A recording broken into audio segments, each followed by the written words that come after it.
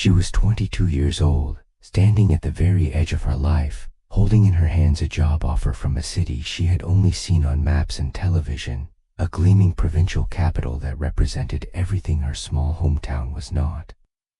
She had no way of knowing, as she signed the acceptance letter with hands that trembled slightly from a mixture of excitement and terror, that the man she was about to meet online would haunt her heart for the next 15 years.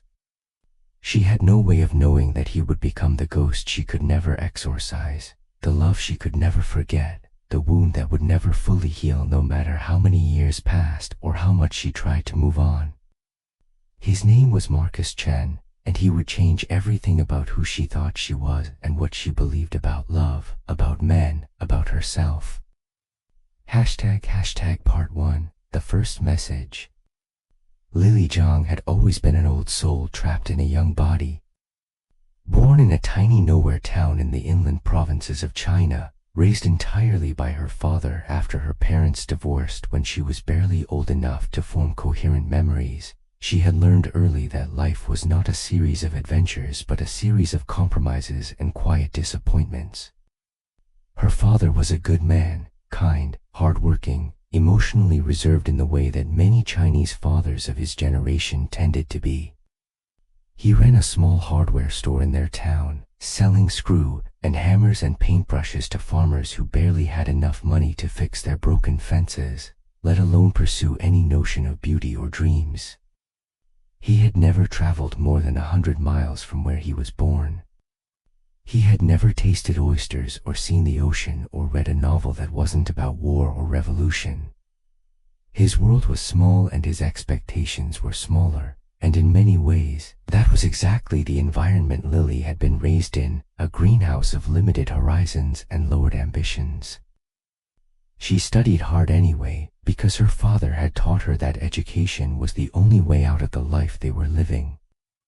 She attended a modest university in their home province, not a prestigious institution by any stretch of the imagination, but a real university nonetheless, one with brick pathways and oak trees and a library that smelled of old paper and dust and possibility. She graduated near the top of her class and managed, through a combination of luck and desperate determination, to land a civil service job in Hsinchu, the capital city, just months before she was set to receive her diploma. It felt like a miracle. Her father, a quiet man who ran a small hardware store, wept when he heard the news on the telephone. His daughter was going to work for the government. She had made something of herself. She had escaped. But Lily was not prepared for the profound and crushing loneliness that awaited her in that gleaming city of glass towers and crowded subway trains. In the summer of 2009, with nothing but time on her hands before her official start date, she spent long hours at an internet cafe near her father's modest apartment. She had never been particularly social. Without a mother to guide her through the labyrinth of growing up female, without siblings to confide in or argue with or steal clothes from, she had turned inward, reading voraciously, dreaming endlessly, imagining a life far grander than the one she was living. She created a QQ account, the ubiquitous Chinese instant messaging service that connected millions of lonely souls across the country, and began browsing online forums and chat rooms where strangers gathered to escape the isolation of their real life. One evening, a stranger messaged her. His username was BlueOcean1983, and his profile photo showed a young man with earnest eyes and a tentative smile, standing in front of what looked like a university library. "Hi," the message read. "I noticed you're from Hsinchu. I work there too. What do you do?" Lily hesitated. She had been warned about online strangers, about predators about married men looking for distraction, about con artists who would steal your heart and your savings and leave you with nothing but regrets. But there was something earnest about the simple greeting, something that felt different from the usual creepy messages that populated chat rooms, the ones that made her skin crawl and her fingers quickly hit the block button.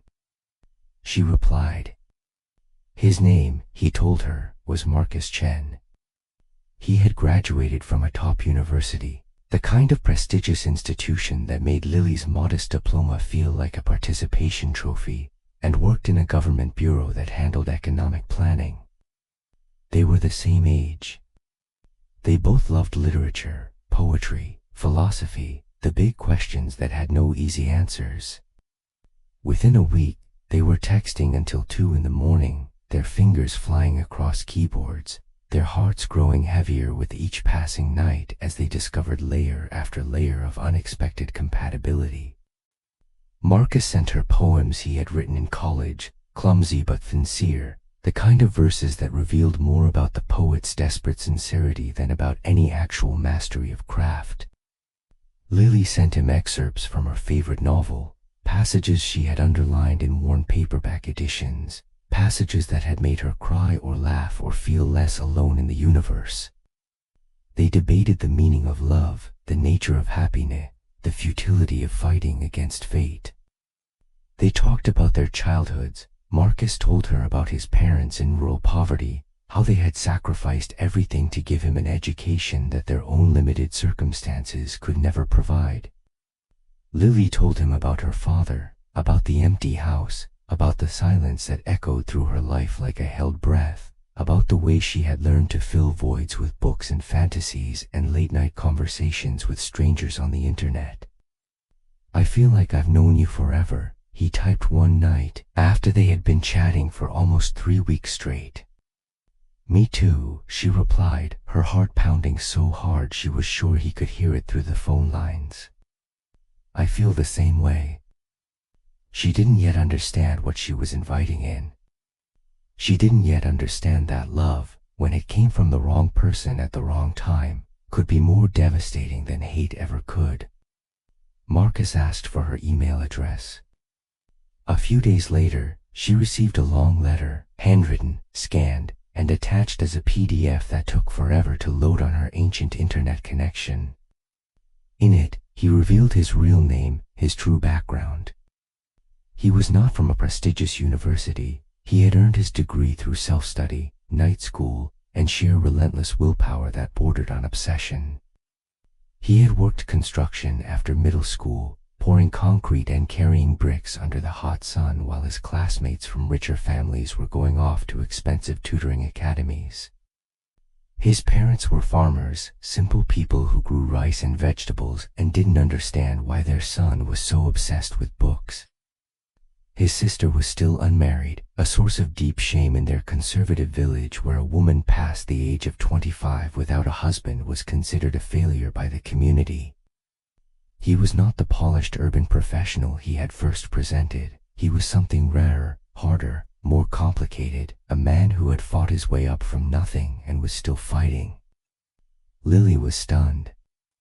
And then, unexpectedly, she was moved. Sincerity was so rare in the online world, so often deployed as a manipulation tactic, that when she encountered it genuinely, it struck her like a physical blow. This man was telling her the truth about himself, the unflattering, unglamorous truth, and somehow that made her trust him even more. She wrote back, telling him about her own life. The divorce. Her father's silence. The way she had learned to fill the void with books and fantasies and late-night conversations with strangers on the internet. She told him things she had never told anyone, secrets that had been locked inside her heart for so long that sharing them felt like opening a door that had been rusted shut for years. She was falling in love, and she didn't even know it yet. One night, texting until midnight, Marcus asked, "Do you love me?" Lily stared at the screen. Her fingers trembled over the keyboard. The question hung there in the chat window, glowing, impossible to ignore. "Yes," she typed. "I love you." "I love you too," he replied. "I have loved you since the first message you sent me." Part 2, the first meeting. They had agreed, implicitly, never to meet. It was safer that way. They were just two people who had found an unexpected connection in the vast loneliness of the digital world, two strangers who had stumbled upon each other in the darkness and found temporary warmth. That was enough. It had to be enough. Meeting would complicate things in ways they weren't prepared for. But in July, after Lily moved to Hsinchu and settled into a temporary sublet near her new workplace, Marcus asked for her photo. "No," she said immediately, her fingers flying across the keyboard. "Why do you need it?" "Because I want to fee you," he replied. "Because I want to know who I'm falling in love with. But we're just chatting. It doesn't need to be anything more than that." But he persisted, night after night, his messages growing more urgent, more tender, more insistent. He told her he thought about her constantly. He told her he couldn't concentrate at work because she was always on his mind. He told her that he had never felt this way about anyone, that she was different from every other person he had ever known. Finally, exhausted and feeling something she couldn't name, a pulling, a gravitational inevitability, she went to an internet cafe and scanned a photo from her camera, one her father had taken of her on a visit home, her hair slightly windswept, her smile tentative but genuine. She sent it to him. And then she waited. The entire day passed without a response. No message, no call, nothing. Lily's stomach churned with anxiety. She replayed the conversation in her mind 1,000 times, wondering what she had done wrong. Had she been too forward? Too cold? Had she imagined a connection that didn't actually exist, that was only real in her own desperate need for someone to see her, to know her, to love her? Finally, at 10 p.m., her phone buzzed. "Are you proud of yourself?" Marcus's message read. "You think you're beautiful, don't you? You've been ignoring me all day." Lily frowned, confused. "What are you talking about?" "You know exactly what I'm talking about. You sent me that photo and then went silent all day. Do you know how beautiful you are? Do you know how much it affected me to see your face for the first time?" She didn't know what to say. She had been so worried that he didn't like her photo, that she wasn't attractive enough, that the connection they had built would evaporate the moment he saw what she actually looked like. The next day, Marcus called her. His voice was deep, warm, a little rough, as if he had been smoking or shouting or both. "I want to see you," he said. "This weekend. I'm coming to your district with a colleague to watch a football match. Meet me at the gate of the university near your apartment." "I can't," Lily said, her heart racing. "What are we, Marcus? Are we a couple? What exactly is this?" He didn't answer. He never answered when she asked the hard questions. That night, he sent her nearly 100 text messages, each one simply saying, "I miss you. I miss you. I miss you." She met him the next afternoon. He was shorter than she had imagined, barely 5'6", and his clothes were slightly rumpled, as if he had thrown him on in a hurry. But when he smiled at her, something in her chest unlocked, a door she hadn't known existed swinging open to reveal a room she hadn't known she had. He smiled like a man who had just been granted a reprieve from a life sentence. "You're even more beautiful in person," he said. They walked together along the tree-lined avenue outside the university gates, the afternoon sun filtering through the leaves and casting dappled shadows on the pavement. Within 5 minutes, he reached for her hand. Lily flinched. She had never been touched by a man, not like this, not with intention and desire, but she didn't pull away. "Is this okay?" he asked softly, his voice low and intimate. She nodded, unable to speak. He stopped walking. He raised her hand to his lips and kissed her knuckles. And then, with a tenderness that made her breath catch, he pressed his lips to her skin and ran his tongue gently across her knuckles. Lily felt tears spring to her eyes. She didn't know why. Maybe it was the gesture itself, so unexpected, so intimate, so unlike anything she had ever experienced. Maybe it was the look in his eyes, a look of such raw longing that it reminded her of the final scene in a movie she had watched years before, the one where a woman gives her lover a necklace and he kisses it with a reverence that transcends the physical, that transforms a piece of metal into a symbol of everything they cannot have. "You have the most beautiful hands," Marcus whispered. That night, they went to watch the football match together. He sat close to her, so close that she could feel the heat of his body through his shirt, and every time the home team scored, which was often, they were playing poorly, he turned to her and kissed her. His lips were warm, his excitement palpable, his hunger unmistakable. Lily felt a dizzying mixture of joy and dread, joy because she had never felt so seen, so desired, so much like the protagonist in the love stories she had read about, dread because she knew, with a certainty that settled in her stomach like a stone, that this was wrong. She was getting involved with a man she barely knew, a man who might have a girlfriend or a wife or a whole other life she knew nothing about. On the walk home, still holding her hand, Marcus kissed her again, longer this time, his tongue gently parting her lips, his free hand cupping her face as if she were something precious and breakable. "Tell me," he murmured when they finally separated, both of them slightly breathless. "Has anyone ever kissed you before?" "No," she whispered. "You're my first. You're my first everything." He pulled back and looked at her with something like awe. "Your technique is better than my girlfriend's," he said casually. The words hit her like a slap. She wanted to scream. She wanted to run. She wanted to demand answers to questions she was suddenly terrified to ask. But instead she stood there, frozen, as he continued to hold her hand and talk about his childhood, his dreams, the future he was trying to build. She should have left him right there. She should have walked away and never looked back. A man who would kiss you and then mention his girlfriend in the same breath, what kind of person does that? What kind of man? But she didn't. She stood there in the gathering darkness, her hand in his, her heart breaking into pieces she wouldn't find for another 15 years. ## Part 3, The First Betrayal. The next time he came to see her, 2 days later, things escalated in ways Lily had not anticipated and was not prepared for. He arrived at her sublet at noon, slightly out of breath as if he had run all the way.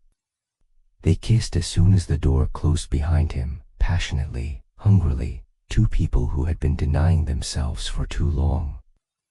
His hands moved across her back, pulling her closer, his fingers tracing the curve of her spine through the thin fabric of her blouse. He unbuttoned the top 2 buttons. She let him. He was about to slide the fabric from her shoulders when she suddenly came to her senses and grabbed his wrists. "No," she said, breathless, her voice shaking. "If this continues, I'll have nothing left to give. I can't do that. I won't."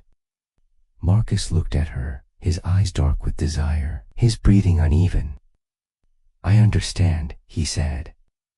"I respect that." But then he removed his own shirt. And then his pants. He stood before her in his underwear, his body tense, his eyes burning with want. He was not a particularly impressive physical specimen, slightly soft around the middle, his shoulders narrow, but there was something about his vulnerability, about the way he stood before her strict of pretense and prefiguration, that made Lily's resistance crumble like wet paper. "I won't go all the way," she repeated, as much to herself as to him. "I won't. I can't." "I know," he said. "It's enough. This is already the most exciting moment of my life." They lay together on her narrow bed, touching and kissing, exploring each other with desperate curiosity. He told her she was the most beautiful woman he had ever seen. He told her he had never wanted anyone the way he wanted her.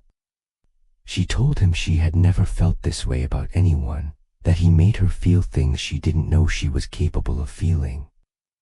For 2 hours, they existed in a suspended world where nothing else mattered, not the future, not the consequences, not the other people whose lives they were quietly destroying. Later that night, lying in her narrow bed with his arm draped across her waist, Marcus told her his girlfriend was coming to visit. Lily felt the floor tilt beneath her, the room spinning, her entire understanding of the past few months crumbling like a sandcastle when the tide comes in. "Your girlfriend," she repeated, her voice hollow. "What do you mean, your girlfriend?" "Yes. She works in another city. She's coming for the weekend." For a moment, Lily considered saying, "Then let me meet her." But instead, she typed a message that she immediately regretted. "I'm scared of her." "Don't be," Marcus replied. You're the only one I want. She means nothing to me." A week later, she found out the truth. His girlfriend wasn't just his girlfriend. They had been married for a year. They had registered their marriage the previous autumn to qualify for a housing allocation from his employer, a common practice in China, where married couples were given priority access to affordable apartments. They hadn't held the wedding ceremony yet, that was all. The celebration was still to come. "You lied to me," Lily confronted him over text, her fingers shaking so badly she could barely type. "She's your wife, not your girlfriend. You've been lying to me from the beginning." "I didn't lie," Marcus protested. "I just didn't tell you the full truth. I was afraid of losing you. You manipulated me. You knew exactly what you were doing. You let me fall in love with you without telling me you were already committed to someone else. I know. And I'm sorry. I'm so sorry. I just couldn't help myself. I love you, Lily.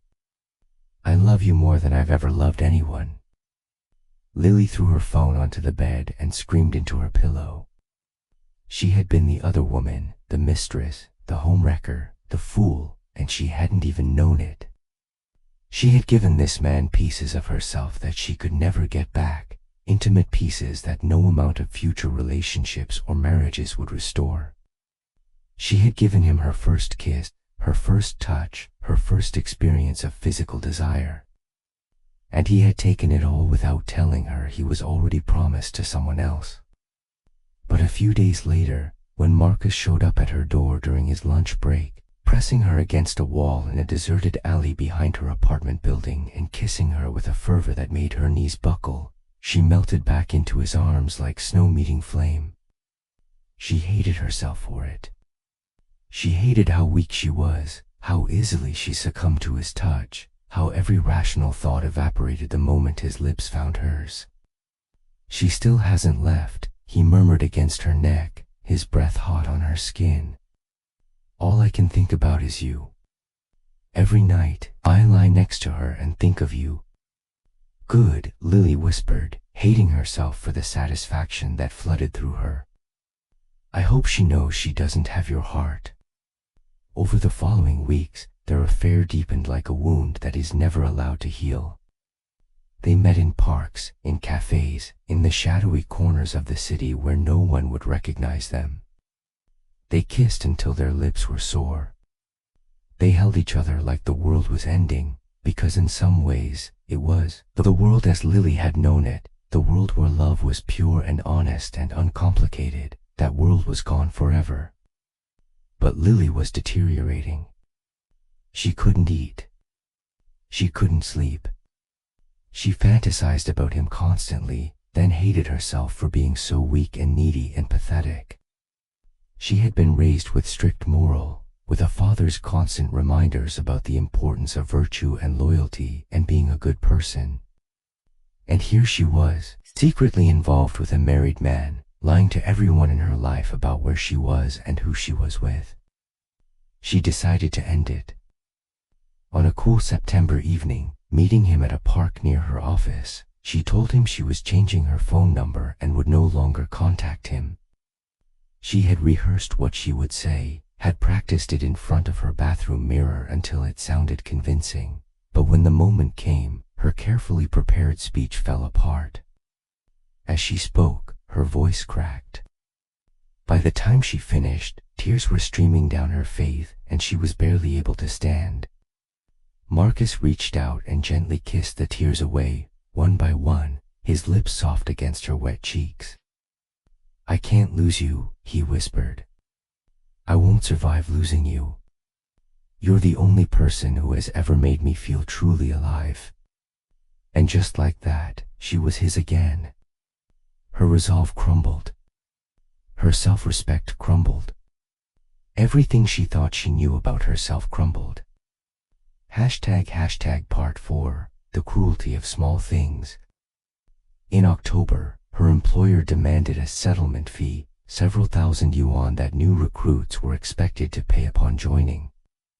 It was technically a loan, a deposit against future service, but in practice it was a barrier to entry that disproportionately affected candidates from poor backgrounds. Candidates like Lily, who had no family wealth to draw upon and no connections who could help. Lily didn't have the money. Her father had already stretched his meager savings to get her to the capital, to furnish her apartment, to buy her professional clothes for her new job. She was embarrassed to ask him again, ashamed to admit that despite all her education and ambition, she couldn't even afford to take a job that was supposed to be her ticket to a better life. She mentioned the fee to Marcus, hoping, praying, that he would offer to help. Not as a gift, she clarified, but as a loan. She would pay him back. She would pay him back every yuan, with interest if he wanted. She just needed someone to believe in her for a few weeks while her father scrapes together the money. "I understand," he replied. "But I can't lend you money right now. I'm renovating my apartment. I'm completely broke. Every yuan I have is tied up in materials and labor." Lily stared at the message for a long time. She read it again and again. She tried to understand what she was missing, what context could possibly make this response make sense. He was a government employee with a stable salary. He had a wife who was also working. They had no children yet, no major expenses, no medical bills or school fees or any of the other financial burdens that came with starting a family. And yet when she needed him most, when she needed just a few thousand yuan to secure the job that was supposed to change her life, he couldn't even pretend to care. Her father scraped together the money and sent it to her. He didn't ask how she had planned to pay it herself. He didn't ask why a man who claimed to love her hadn't offered to help. He just sent the money, because that was what fathers did. They sacrificed, they provided, they loved without conditions or expectations of repayment. But something shifted that day, a hairline fracture in the foundation of her devotion to Marcus. She had told herself that their love was pure, untainted by the calculations of the material world. She had told herself that what they had was real, was true, was different from the transactional relationships she saw around her. But money, she discovered, was a form of honesty. And Marcus had failed that test in a spectacular and unforgivable way. Still, she couldn't walk away. She hated herself for it. She lay awake at night cataloging all the reasons she should end things, all the ways she deserved to be treated better, all the evidence that this man did not love her the way she needed to be loved. And then the sun would rise, and her phone would buzz with a message from him, and all her resolve would evaporate like morning mist. Part 5, The Long Goodbye.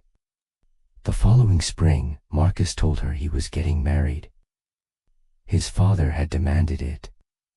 His sister was getting older, still unmarried, a scandal in their conservative village where a woman past the age of 25 without a husband was considered a failure by the community and a source of shame on the entire family. And there were whispers about the family, about their lack of a male heir, about the choices their children had made. Marcus said he had no choice. He was a dutiful son. He had to obey. "So that's it?" Lily asked, her voice trembling. 15 years of us, and you're just going to walk away? All the promises you made, all the things you said, did any of them mean anything? "I'm not walking away from you," Marcus insisted. "I'll never walk away from you. But I have to do this. It's my duty. It's what my family expects of me." He married his wife in April. Lily was not invited, of course. She heard about it through the grapevine, through mutual acquaintances who had no idea what she had meant to him, who thought he was just a colleague, a friendly face from her early days in Chengdu. She locked herself in her apartment for 3 days and didn't eat. She stared at the ceiling and replayed every moment of their relationship, searching for the signs she should have seen, the warnings she should have heeded.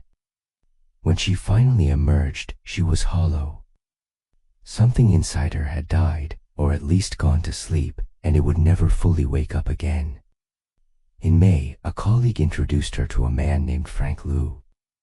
Frank was everything Marcus was not: steady, honest, uncomplicated. He had a good career in the southern coastal city of Xiamen, a proper degree from a proper university, and absolutely no idea about the storm that was raging inside Lily's heart. He was tall, handsome in a conventional way, and he looked at her with clear, uncomplicated admiration, the kind of look that said, "I see you and I like what I see," without any hidden subtext or complicated emotional baggage.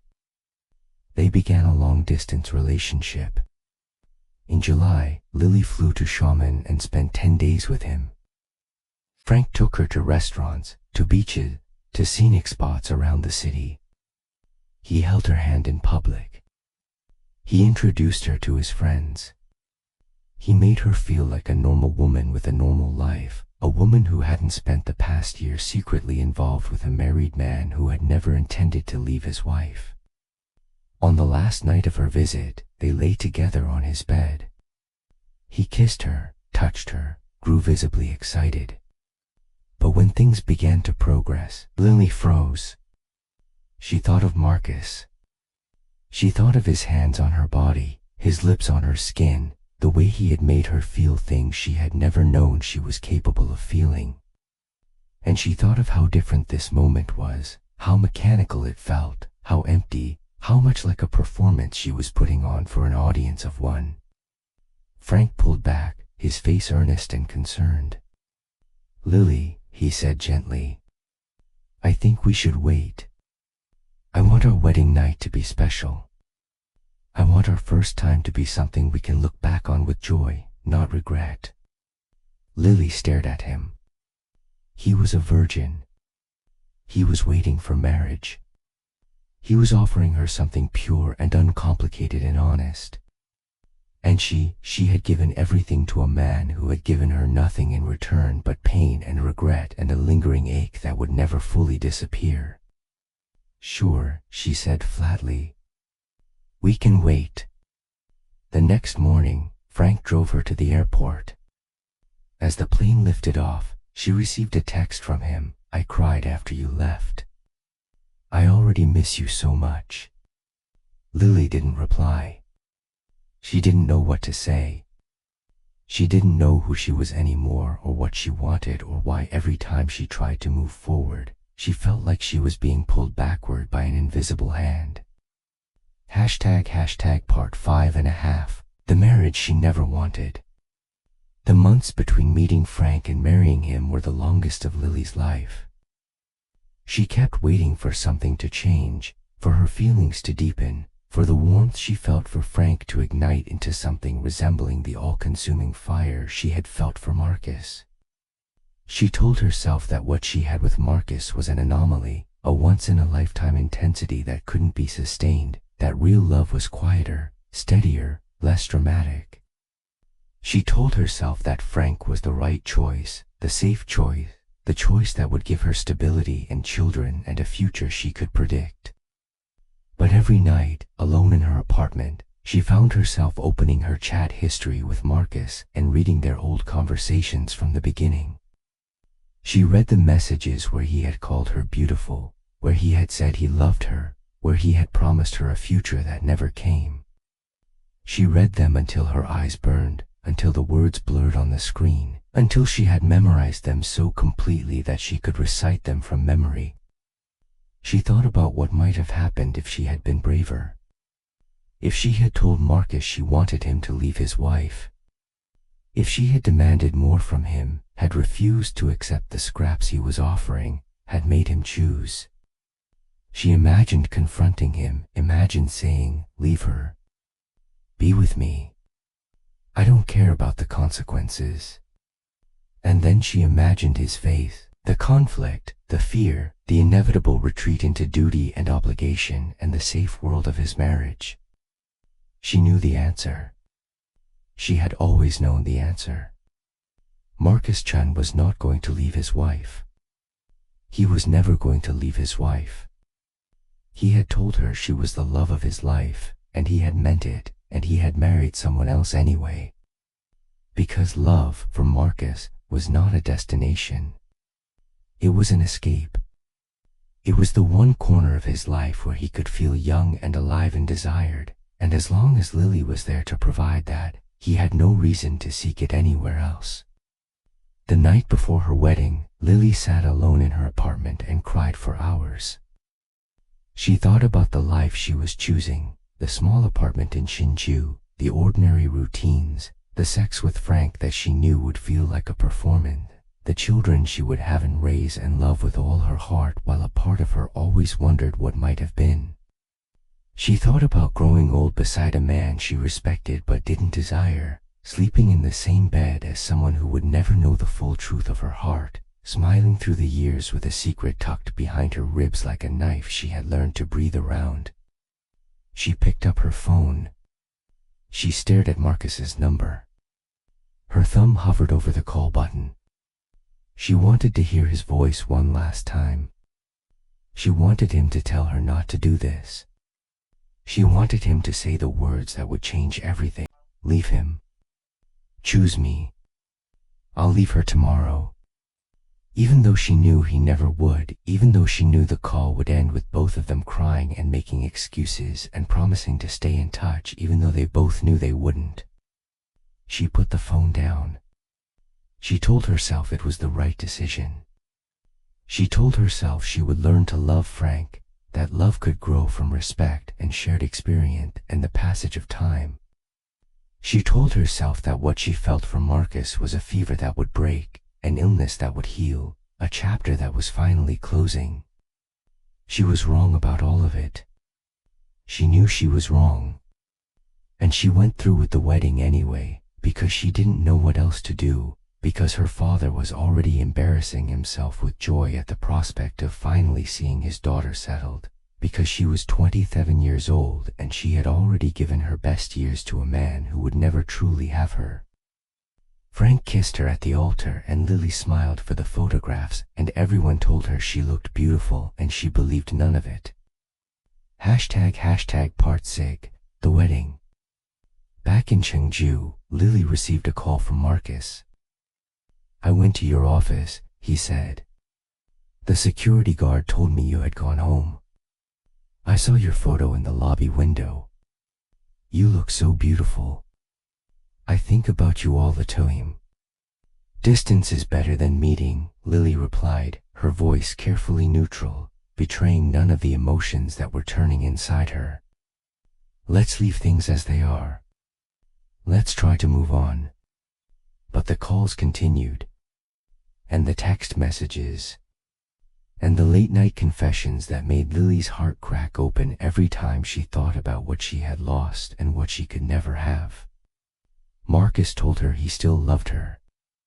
He told her he thought about her every day, every hour, every moment he wasn't actively distracting himself with work or family or the business of ordinary life.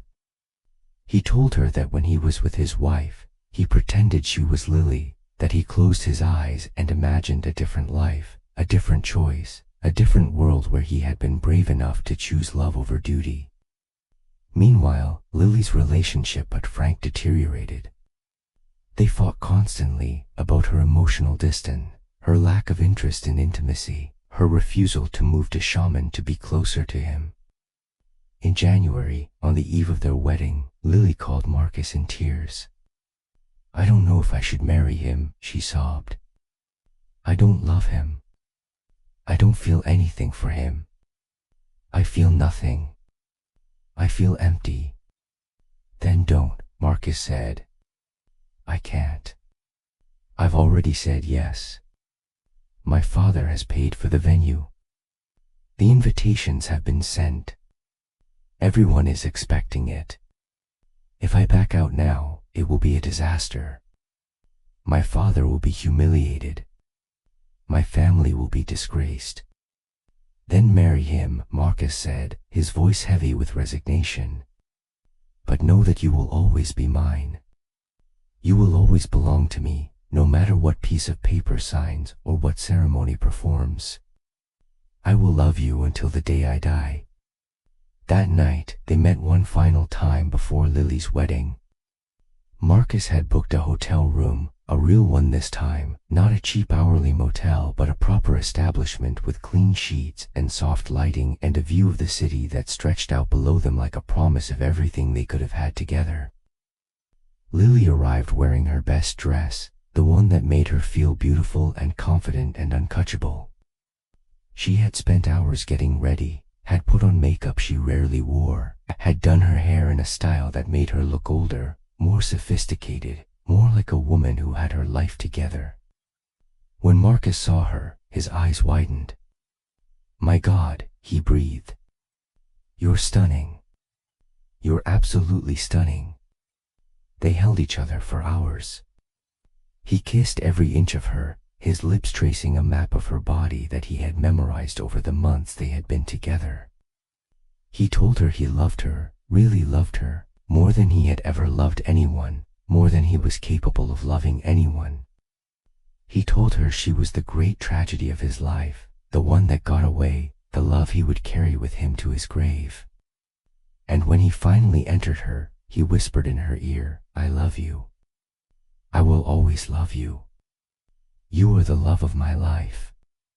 It was the most beautiful and the most terrible night of her life. Lily cried through most of it, cries of pleasure and pain so intertwined that she couldn't tell where one ended and the other began. She told herself it was goodbye. She told herself it was the end. She told herself that after this night, she would move on, she would be a good wife to Frank, she would build a life that didn't include this man who had consumed her heart and her mind and her sense of self. But she knew, even as she told herself these things, that they were lies.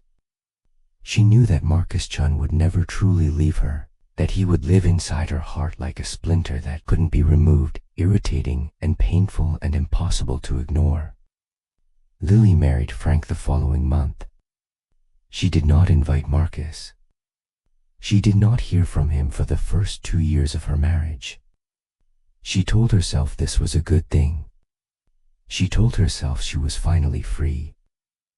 And then, one night, after a terrible fight with Frank, he had struck her across the face for burning dinner, a mistake that any reasonable person would have forgiven. She called Marcus from a peso near her apartment, her cheek still burning, her pride in tatters, her sense of self-worth in ruins. "I just need to hear your voice," she said. "I just need to know you're still there." "I'm here," he replied. "I'm always here. I will always be here for you." He talked to her for 2 hours. He told her about his work, his promotion, his life. He told her that marriage was hard for everyone, that everyone struggled, that the fire always cooled eventually and what remained was just the comfortable warmth of habit and mutual obligation. And then, in a voice that cut through the phone line like a blade, he said, "I don't know who you love most in this world. But the woman I love most in this world is you. You have always been the love of my life, Lily. Nothing has changed that. Nothing will ever change that. Lily closed her eyes and let the words wash over her like a balm. "Will you see me?" she asked. "Can we meet? I need to see you. I need to know this is real." "Not now," he said. "You're pregnant. You're not safe. 2 years from now, we'll see each other again. I promise." 2 years, she repeated. 2 years. "I promise. And then we'll have the rest of our lives." He hung up. And for 2 years, he never called. Part 6.5, the weight of what she carries. The years with Frank were a slow erosion, a gradual wearing away of everything Lily had once believed about herself. She had thought that marriage would feel like safety. She had imagined coming home to someone who knew her, who saw her, who would hold her when the world was cruel and tell her that everything would be all right. She had imagined that physical intimacy with Frank would improve over time, that desire would grow out of familiarity, that she would learn to want him the way she had once wanted Marcus. It didn't happen. Not in the way she hoped. Frank was not a cruel man in the early years, not the man who would one day strike her for burning dinner, not the bitter stranger who would mock her ambitions and tell her she was worthless. In the beginning, he was kind in a quiet, unremarkable way. He remembered her birthday. He put gas in her car without being asked. He fell asleep on the couch after dinner with a satisfied grunt, leaving Lily alone with her thoughts and her dishes and a persistent ache that lingered in the center of her chest like a second heartbeat. But there were things about Frank that Lily could never adjust to. The way he moved during sex, efficient, mechanical, focused entirely on his own pleasure in a way that made her feel like a body rather than a person.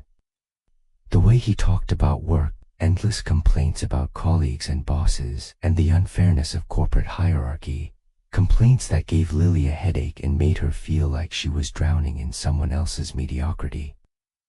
The way he looked at her when she tried to talk about her own career, her own ambitions, her own dream, a blank, uncomprehending stare, as if the very concept of a woman with aspirations was a foreign language he had never learned to speak.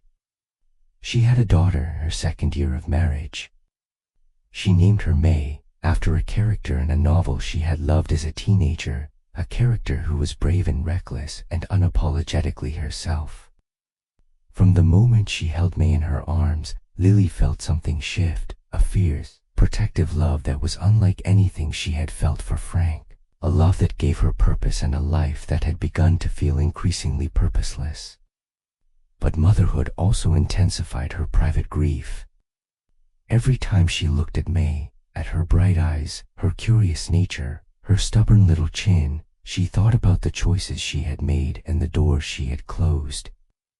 She thought about what May would think of her someday, when she was old enough to understand the full story of her mother's youth. Would May be proud of her? Would she understand? Or would she look at Lily with the same quiet disappointment that Lily felt whenever she caught her own reflection in the mirror? Lily began to keep a journal. She wrote in it late at night, after Frank was asleep and May was dreaming of whatever babies dream about, when the apartment was finally quiet and she could hear her own thoughts without the noise of ordinary life drowning them out. She wrote about Marcus. She wrote about the first time he had kissed her hand, about the way he had looked at her in that hotel room the night before her wedding, about the last conversation they had had before he went silent for 2 years. She wrote about what might have been if she had been braver, if she had demanded more, if she had refused to accept a life that felt like a costume she had put on and never managed to fit into properly. And then she would close the journal and hide it at the bottom of her underwear drawer, beneath the folded bra and the old greeting cards she couldn't bring herself to throw away, and she would lie in bed staring at the ceiling and wonder if this was all there was, this quiet desperation, this slow suffocation, this life that looked from the outside like success but felt from the inside like a long, drawn-out failure. Frank changed after May was born. Or perhaps he had always been this way and Lily simply hadn't noticed. too caught up in her own private turmoil to see what was happening in front of her. He became critical, dismissive, quick to anger in ways that reminded Lily of her own father, the quiet man who had never hit her but who had let her know, through 1,000 small acts of emotional withdrawal, that she was never quite good enough. Frank never hit her in those early years, but he found other ways to wound her. He told her she was overreacting when she cried. He told her she was being dramatic when she tried to talk about her feelings. He told her, again and again, in words and in silences, that her emotions were invalid, that her needs were excessive, that the woman he had married was not the woman he was living with. And Lily believed him. That was the worst part.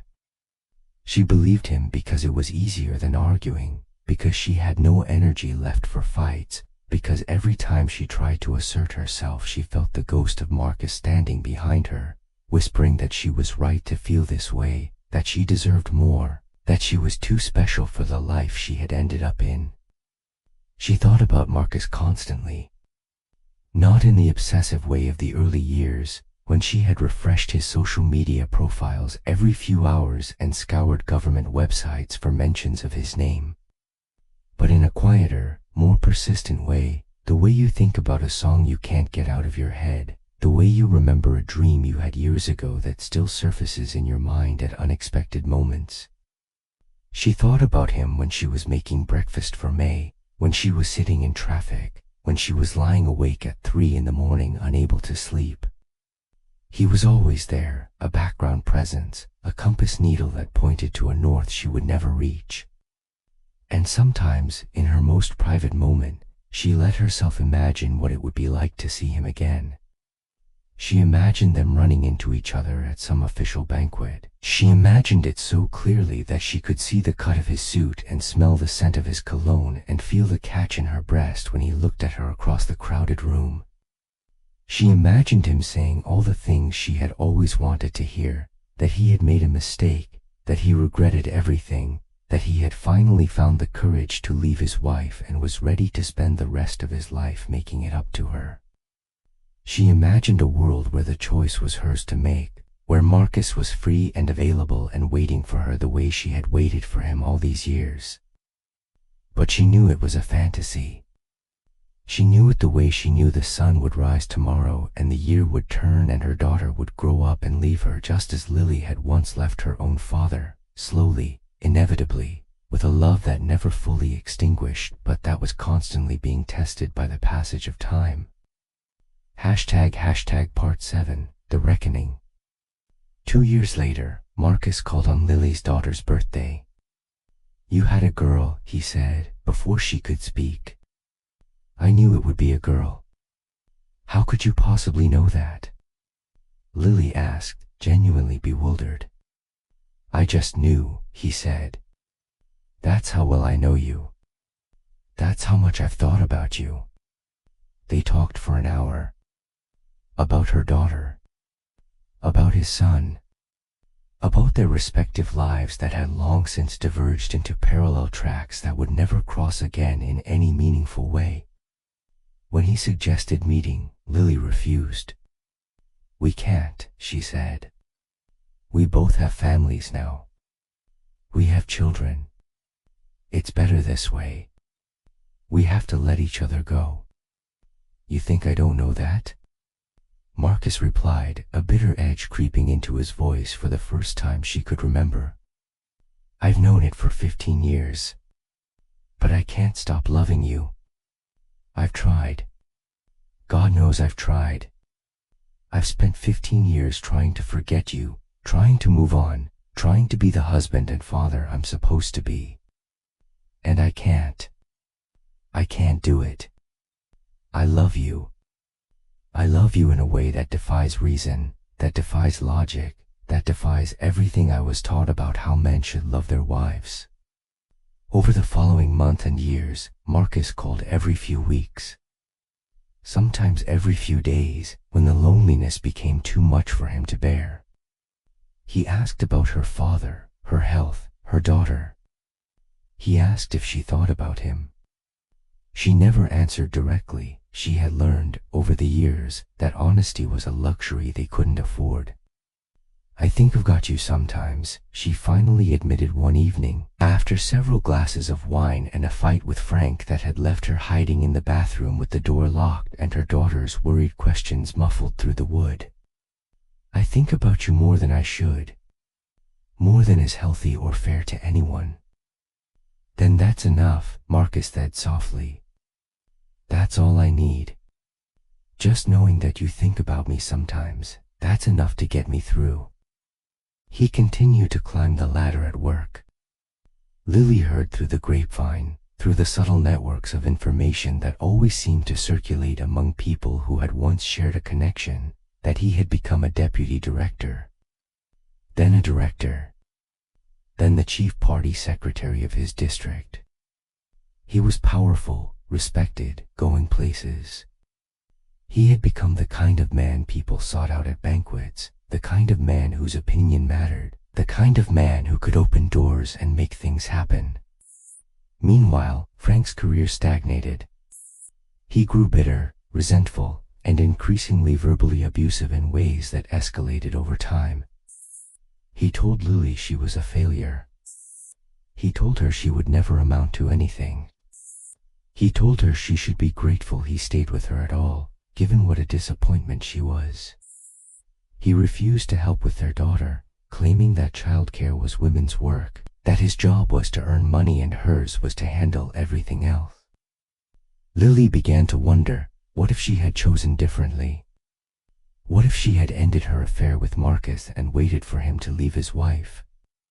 Would she have been happier?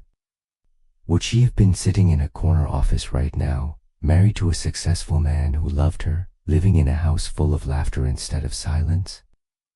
She knew the answer was probably no. Marcus would never have left his wife. He was too careful, too calculating, too much a product of his traditional upbringing and his fear of social judgment. He had always wanted the best of both worlds, a stable marriage to a suitable woman who would bear him children and manage his household, and a secret passion that made him feel alive, that reminded him of the young man he had once been before responsibility and duty had crushed his spirit. But knowing that didn't make the wondering any less painful. Part 8, The Search. Last year, Lily was sitting at her desk at work, staring at her computer screen without seeing it. Frank had been especially cruel that morning, mocking her appearance, her career, her ambitions. He had called her useless. He had told her she should be grateful he stayed with her at all, given what a disappointment she was. He had laughed at her when she tried to talk to him about her job, about the promotion she was being considered for, about the possibilities that seemed to be opening up for her for the first time in years. That night, on impulse, she opened a search engine and typed in Marcus Chen's name. She added his work unit, his title, his approximate age. The search results loaded. There he was. Marcus Chen, Party Secretary of District, Hsinchu Municipal Government. His official photo was on the government website, a formal portrait in a dark suit, his hair graying at the temples, his face more lined than she remembered but still handsome in a distinguished way. He had made it. He had truly, genuinely made it to the top of his profession, the kind of success story that would be celebrated at banquets and written about in newspaper profiles. And here she was, 40 years old, trapped in a loveless marriage, working a dead-end job in a provincial bureau, raising a daughter alone in every way that mattered. She had wanted so much more from her life. She had dreamed of so much more. And where had those dreams gotten her? She felt something inside her shatter, like a mirror hitting the floor and breaking into 1,000 pieces that could never be put back together. Over the following weeks, Lily became obsessed. She searched for him every day. She read every article about his district, every policy speech he gave, every photo of him shaking hands with visiting dignitaries. She imagined running into him at some official function, imagined the look on his face when he saw her, How it would feel to have him look at her with the same hunger he had shown in that hotel room 15 years ago, to feel again like the most beautiful woman in the world. She knew it was pathetic. She knew she needed to stop. She knew that this obsession was unhealthy, was self-destructive, was the exact opposite of the empowered, independent woman she had always wanted to be. She couldn't. One afternoon, she got in her car and drove to his district government building. She sat in the parking lot for an hour, staring at the entrance, imagining what she would say if she walked in. She had imagined this moment so many times, the dramatic reunion, the passionate embrace, the moment when all the years of separation would fall away and they would be young again, in love again, whole again. But the security was tight. Visitors needed appointments. Government officials were not accessible to ordinary citizens, not without jumping through 1,000 bureaucratic hoops and waiting in line at 1,000 different windows. She went home, more empty than before, more convinced than ever that she had missed her chance at happiness. A few weeks later, she typed a letter on plain paper. No name, no return address, nothing that could identify her or expose either of them to risk. Just a single line. I am still here. Please call me. Please prove to me that what we had was real. She mailed it to his office address. She paid extra for registered mail so she could track its delivery. She watched the tracking information like her life depended on it, refreshing the page every few minutes, convinced that the moment he received it, he would call. Weeks passed. No call. She mailed another letter. Same result. Same silence. One evening, sitting alone in her living room while Frank was out with colleagues and her daughter was at a friend's house, Lily opened a social media app and searched for his name one more time. This time, she found a personal blog, dormant, barely updated, with only a handful of posts from years ago. But the username made her heart stop. It was the screen name he had used 15 years ago, the one from their first chat, the one she still remembered even after all these years. Blue Ocean 1983. The blog had no recent posts. The profile picture was a generic landscape shot, not his face. There was no indication that he still checked this account, that he even remembered creating it. But Lily stared at it for a long time, her heart aching, her eyes burning. And then, very quietly, she closed the app and went to bed. Part 9, the ghost she carries. Lily is 40 now. She is not the naive girl she was at 22, the one who believed that love could conquer anything, that sincerity was enough, that a man who said I love you meant it with his whole heart and would spend the rest of his life proving it. She knows better now. She knows that some men will take everything you have to give, your youth, your beauty, your emotional energy, your capacity for trust and hope and belief in happy endings, and give you nothing in return but memories and a lingering ache that she suspects will never fully disappear. She knows that affairs are not born from passion alone but from weakness, from depths in the heart that no one else can fill, from the desperate human need to be seen and valued and desired by someone, anyone, even if that someone is wrong for you in every way that matters. She knows that Marcus Chen used her youth, her beauty, her desperate loneliness, her need to be loved, and gave her nothing but pain and regret and a 15-year lesson in the difference between love and manipulation.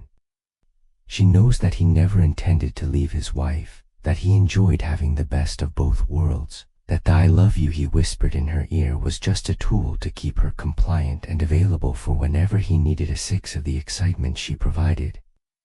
She also knows that she let him, that she stayed, that she could have walked away a dozen times and chose not to, chose instead to believe his promises and trust his words and give him chance after chance to prove he was the man she needed him to be. She knows all of this. And yet, even now, even after everything, she cannot honestly say she regrets it. The love was real. The pain was real. And the 15 years she spent in Marcus's orbit were the only years she ever truly felt alive, truly felt like a protagonist in her own story rather than a supporting character in someone else's. Frank has become more distant and more cruel with time.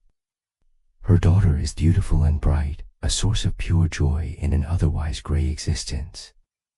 Her father is aging, his health declining, and the thought of him dying, the one person who had always loved her unconditionally, who never asked anything of her except that she be happy, fills her with a terror she cannot name.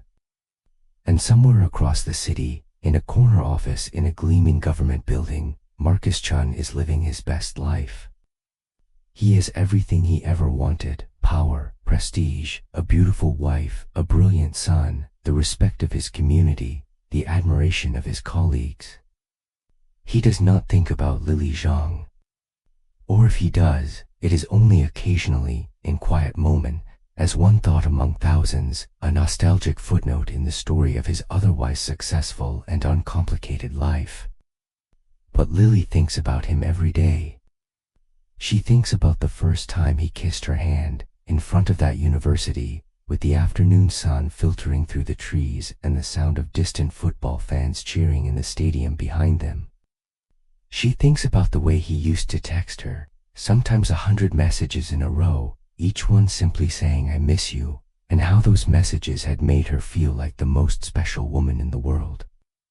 She thinks about the night he told her he would love her forever, in a cheap hotel room that smelled of air freshener and regret, while his wife slept alone in their marital bed across the city, trusting him, believing in him, having no idea that her husband was telling another woman that she was the love of his life.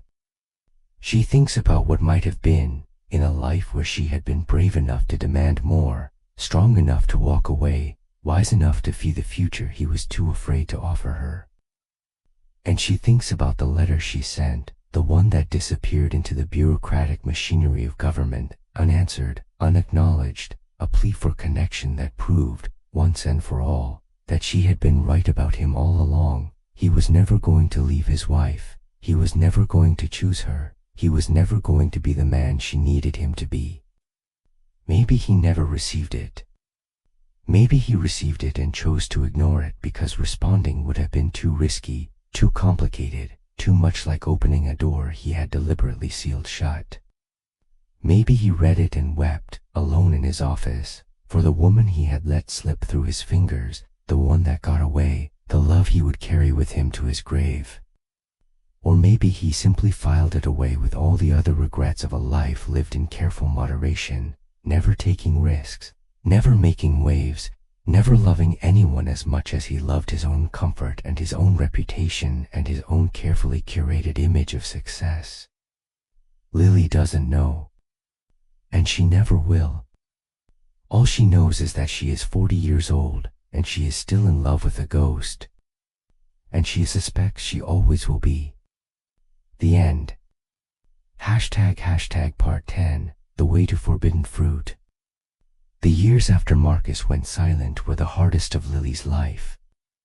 She had grown accustomed to his presence, the late-night text, the occasional phone call, the knowledge that somewhere across the city, a man was thinking about her, wanting her, keeping her alive in the only way that mattered. And then, suddenly, the messages stopped. The calls stopped. The digital thread that had connected them for 15 years was severed, and Lily was left alone with her thoughts and her regrets and a marriage that felt more like a prison sentence every passing day. Frank had become someone she didn't recognize. The kind, a somewhat dull, man she had married had been replaced by a bitter stranger who seemed to take pleasure in diminishing her, in pointing out her failures, in reminding her on a daily basis that she was not the woman he had wanted, that she was a disappointment, that she should be grateful he stayed at all. Lily had stopped arguing with him. She had stopped trying to explain herself, stopped defending her choices, stopped believing that anything she could say or do would change the way he saw her. She had become a ghost in her own home. She threw herself into work, not because she cared about her career, but because work was an escape, a reason to be away from Frank and the cold apartment that had never felt like home. She took on extra projects, stayed late at the office, volunteered for committees and assignments that no one else wanted. Her colleagues admired her dedication. They didn't know that it wasn't dedication at all, it was desperation, the same desperate need to fill voids that had driven her to Chen all those years ago. And then, in her 38th year, a new colleague joined her department. His name was Thomas Wu. He was 42, recently divorced, with a warmth and openness that reminded Lily of the man Marcus had been in the early days, before she had learned the truth about his wife, before the affair had soured into something darker and more complicated. Thomas was funny, articulate, and unexpectedly kind. He brought her coffee without being asked. He remembered small details about her life, her daughter's birthday, her father's health, and referenced them naturally in conversation, as if she mattered to him, as if she was someone worth remembering. Lily knew she should keep her distance. She knew, from bitter experience, that affairs with married men, or affairs with anyone, for that matter, only led to pain and regret and a slow erosion of everything that made you who you are. She knew that Thomas was probably just being friendly, that his kindness was the natural kindness of a decent man, not the calculated tenderness of a man looking for something on the side. But she couldn't help herself. She started looking forward to work in a way she hadn't in years. She found herself dressing more carefully in the mornings, putting on makeup she rarely wore, choosing clothes that made her feel attractive and alive. She invented reasons to stop by Thomas's desk, to ask his opinion on projects, to linger in his office at the end of the day talking about nothing and everything. She told herself it was harmless. She told herself it was just friendship. She told herself that she was allowed to have this one small thing, this one small comfort, in a life that had offered her so little. And then, one evening after work, Thomas asked her to dinner. "Lily," he said, leaning against her desk at the end of a long day, his eyes warm and direct in a way that made her stomach flip. "I was wondering if you'd like to get dinner with me sometime. Just the two of us. I feel like we have a connection, and I'd like to explore it." Lily's heart stopped, then started again, racing so fast she could feel it in her throat. "Thomas," she said, her voice careful, controlled, betraying none of the chaos that was turning inside her. "You're a wonderful colleague. And I think you're a wonderful person. But I need to be honest with you." She took a breath. "I'm not, I can't, there's someone else. There has been someone else for a very long time. And I don't think I'm capable of being with anyone else right now. I'm sorry." Thomas looked at her for a long moment. Something flickered in his expression, disappointment, maybe, or understanding, or something in between that Lily couldn't quite name. "Okay," he said finally. "I respect that. And I meant what I said. I think you're special. I think you're one of the most special people I've ever met. If you ever change your mind, you know where to find me." He smiled, a warm, genuine smile that made Lily's chest ache, and walked away. She sat at her desk for another hour, staring at the wall, thinking about the choice she had just made. She had turned down a chance at happiness, a real chance, with a real man, a man who was available and interested and offering her something genuine, because she was still in love with a ghost. She didn't know if that was beautiful or pathetic. She suspected it was both. She picked up her phone and called Marcus. He answered on the fourth ring. His voice was different, rougher, older, weighted with something that might have been exhaustion or regret or the particular weariness that came from living a life you weren't proud of. "Lily," he said. "It's been a long time." "I know," she said. "I'm sorry. I shouldn't have called. I needed to hear your voice." There was a long silence on the other end of the line. "I know," Marcus said finally. "I needed to hear yours too." They talked for 2 hours about their children, their careers, the slow passage of time that had changed them both in ways they hadn't anticipated. Marcus told her he was thinking about her more than ever, that his marriage had become a shell, that he felt more alone now than he had when he was actually seeing her. Lily told him about Frank, about the cold apartment, about the way she had started to feel like she was disappearing. "I think about you every day," Marcus said. "I think about what might have been. I think about the choice I made and how it has affected both of us." "Do you regret it?" Lily asked, her voice barely above a whisper. "Yes," Marcus said. "And no. I regret the pain I've caused you. I regret the life we didn't get to have. But I don't regret loving you. I could never regret that. You were the best thing that ever happened to me, Lily. You still are." Lily closed her eyes and let the words wash over her. "I should go," she said finally. "Frank will be home soon." "I know," Marcus replied. "Go. Be safe." "And Lily." "Yes? I love you. I've always loved you.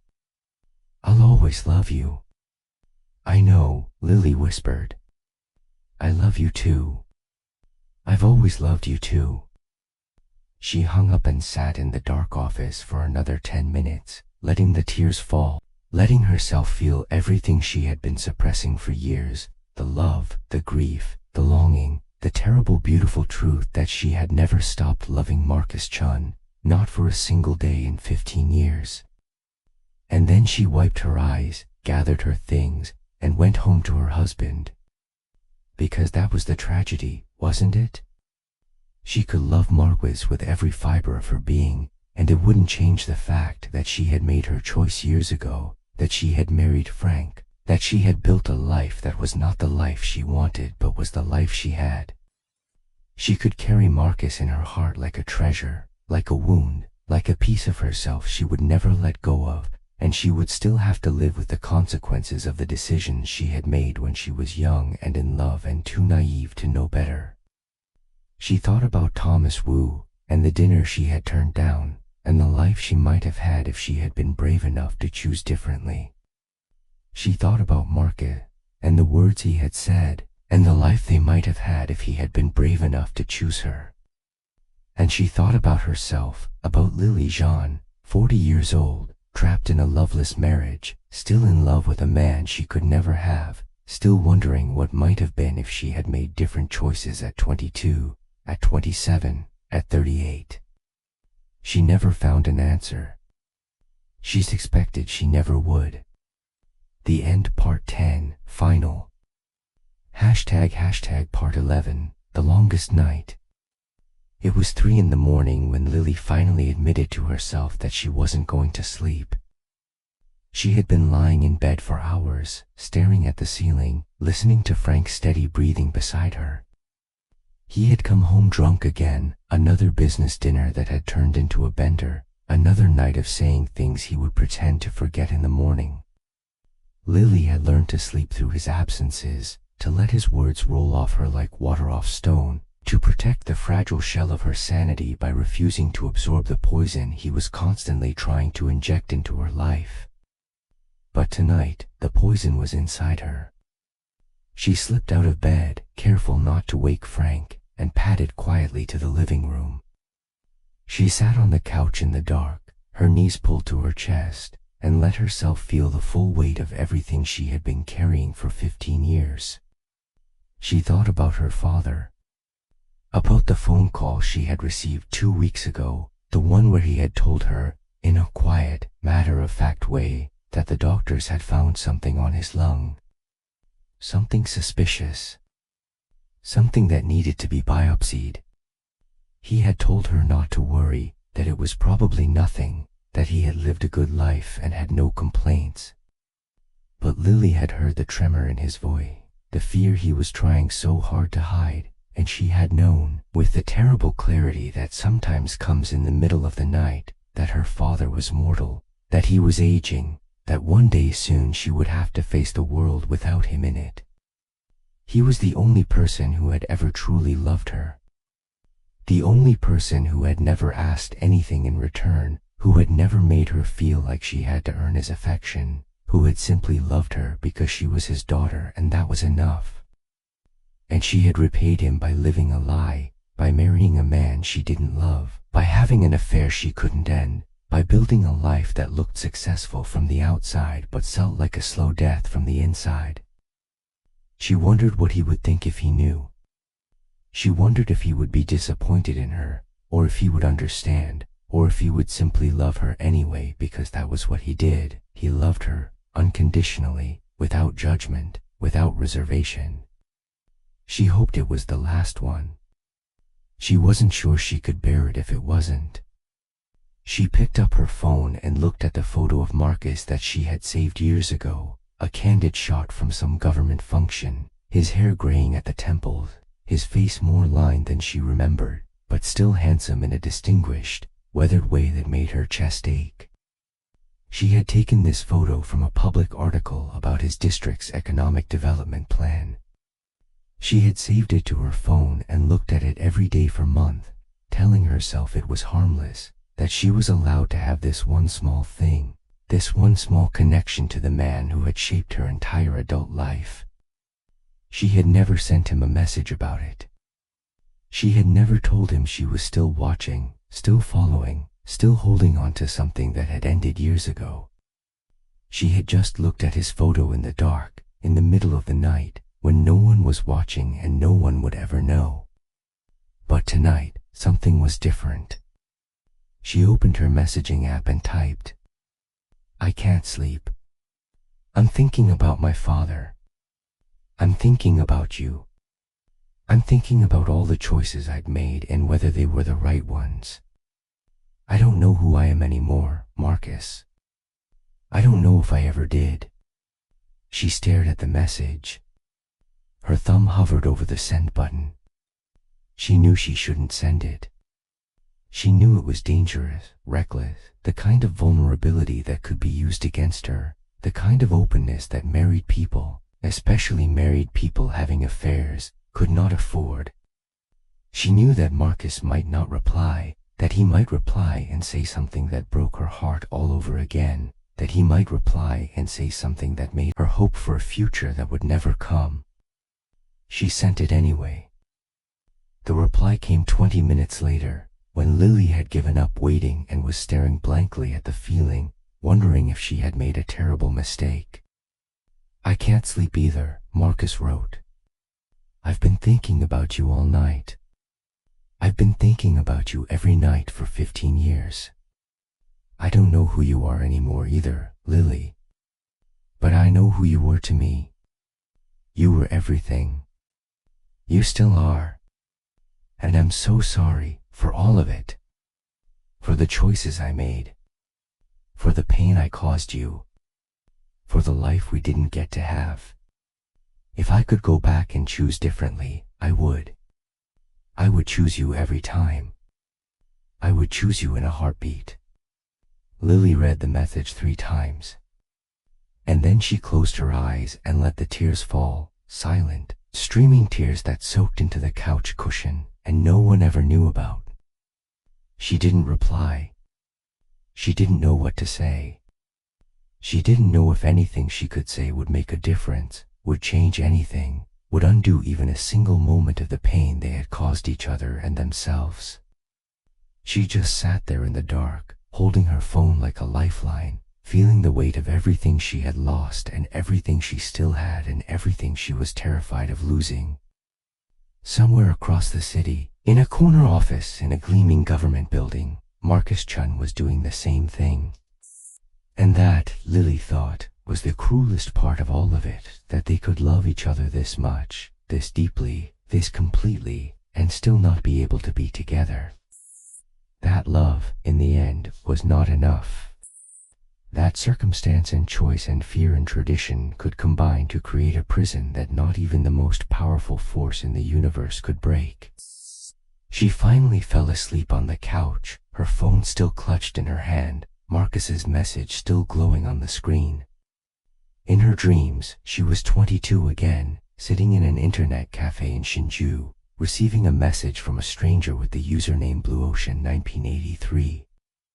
And in the dream, she was brave enough to not reply, brave enough to close the window and walk away and choose a different life, a different path, a different future. But she never had been brave enough. Not in the dream.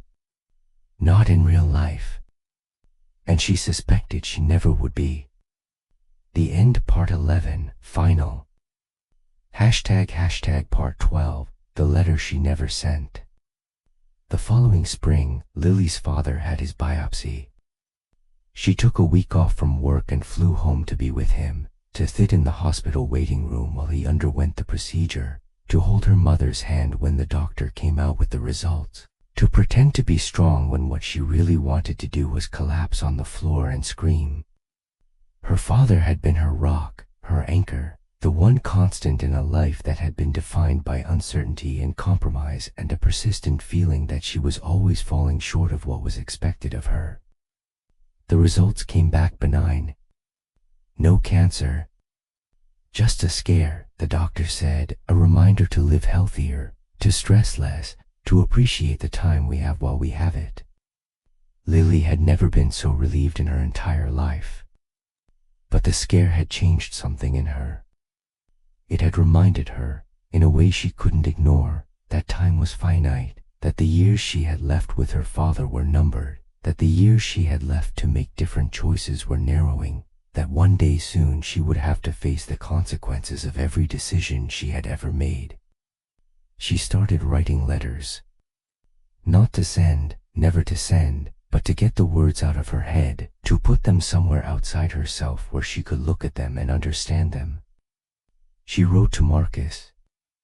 She wrote to Frank. She wrote to her father, to her daughter, to the girl she had been at 22 who had believed that love was worth any sacrifice, any compromise, any risk. In one letter, addressed to no one and everyone, she wrote, "I have spent half my life loving a man I cannot have. I have spent half my life living a life I did not choose. I tell myself that I am happy, that I have a good career, a beautiful daughter, a father who loves me, a home and a car and all the things that people are supposed to want. And maybe I am happy, in a way. Maybe happiness is not the absence of longing but the presence of enough. Maybe I have enough, just barely enough, to get by. But sometimes, in the middle of the night, I wonder what would have happened if I had been braver. If I had told Marcus I wanted him to leave his wife. If I had told Frank I didn't love him on our wedding night. If I had demanded more from my life instead of accepting what was given to me. I don't know the answer. I suspect I never will. All I know is that I am still here. Still breathing. Still carrying the weight of everything I've done and everything I haven't done. Still in love with a ghost. Still wondering if this is all there is." She folded the letter and put it in her underwear drawer, next to the journal where she had been writing about Marcus for years, next to the faded photograph from that first meeting in front of the university gates. She had boxes of these things now, artifacts from a life that had been defined by secret, by hidden desire, by the constant tension between what she wanted and what she was willing to fight for. She knew she should burn them. She knew she should throw them away, or at least hide them somewhere Marcus would never find them, somewhere her daughter would never stumble upon them when she was old enough to ask questions Lily wasn't ready to answer. But she couldn't. They were all she had of that time, of that version of herself, the young woman who had believed in love, who had given herself to it completely, who had been destroyed and rebuilt and destroyed again by the force of her own heart. She would keep them forever. And when she died, she would ask someone to burn them, or she would trust that the secrets she had carried would die with her, along with all the other small tragedies of a life that had never quite been what she expected. The End, Part 12, Final. ## Part 13, The Moment Before. On the morning of her 40th birthday, Lily woke up and lay in bed for a long time, staring at the ceiling. She was 40 years old. She had been alive for 4 decades, for 14,610 days, give or take, each one of them a gift she had been lucky enough to open. And yet here she was, in the same apartment she had lived in for 15 years, next to the same man she had never loved, wondering where all the time had gone and whether she had used it well. Frank had left for work already, early, as usual, as if he couldn't wait to get away from her. Her daughter May was at school. The apartment was quiet, the late autumn light filtering through the curtains, casting soft shadows on the walls. It was, Lily thought, a beautiful morning. It was the kind of morning that should be spent doing something meaningful, calling an old friend, visiting her father, taking a long walk through the city she had lived in for almost 2 decades without ever really getting to know. Instead, she was lying in bed, feeling the weight of her life pressing down on her like a physical force. She thought about Marcus. She thought about him more often now, not with the desperate, all-consuming longing of her 20s and 30s, but with a quieter, more resigned kind of love, the kind that comes after years of wanting and accepting and finally making peace with what is. He would be 42, she realized. They had grown old together in a way, not side by side, but in parallel, in separate lives that had been shaped by the same choices, the same regrets, the same stubborn refusal to let go of something that had never really been theirs to hold. She reached for her phone and typed a message. "Happy birthday to me." She stared at it. Such a small thing. Such an ordinary thing. And yet the weight of it, the fact that she was 40, that she was alone, that she was still in love with a man she couldn't have, that she had built a life out of compromises and silences, and the constant feeling that she was falling short of what she was supposed to be, it was almost too much to bear. She didn't send the message. She deleted it and put her phone down and closed her eyes. But then, a few minutes later, her phone buzzed. She picked it up. Marcus's name was on the screen. "Happy birthday, Lily," the message read. "I know it's your birthday today. I never forget. I never will. You are the love of my life, today and every day. I hope you know that, even if I never get to tell you in person again." Lily read the message 3 times. And then she started to cry, not sad tears, not happy tears, but something in between, something that felt like the release of a pressure she had been carrying for so long she had forgotten what it felt like to put it down. She typed back, "Thank you. For remembering. For all of it." And then she put her phone down and got out of bed and went to make herself breakfast, because that was what you did on the morning of your 40th birthday when you were Lily Zhang. You got up, you made breakfast, you went to work, you lived the life you had built because it was the only life you had, and you carried the love in your heart like a secret, like a treasure, like the one thing that had ever truly been yours.